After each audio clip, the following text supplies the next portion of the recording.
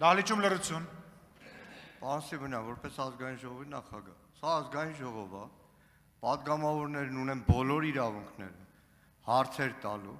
հարցեր հնչեցնելու,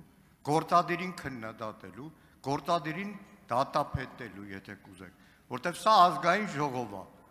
եւ իրավունք չունի որևէ գործադիրի պաշտոնյա, թեկուզ ուսանողական նստարանից հետո չկայացած ասպիրանտուրայով բարձր պաշտոնի, որ այստեղ պատգամավորների հարցերին գնահատականներ տա։ Շնորհակալություն, մի րոպե, նախ եւ առաջ, պարոն Մանուկյան, Հայաստանի Հանրապետության փոխնախարարը իրավունք ունի ձեր տված յուրաքանչյուր հարցին պատասխանի, այնպես ինչպես ինքը կգտնի։ Եթե դա կոռեկտության սահմաններում է,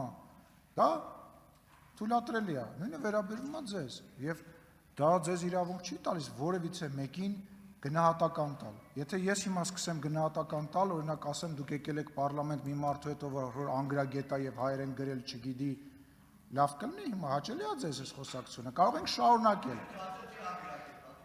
Չէ, բայց չի կարելի, ես էլ ավելի խորը կգնամ այդ խոսակցության մեջ եւ մենք արդեն փորձ ենք ունեցել, որ այդ խոսակցության մեջ դուք լավ իրավիճակում չեք հայտնվելու։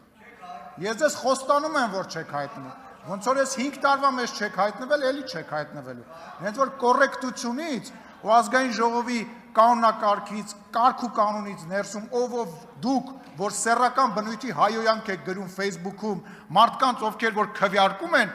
գոնե պետք է չխոսեք։ Լռեք։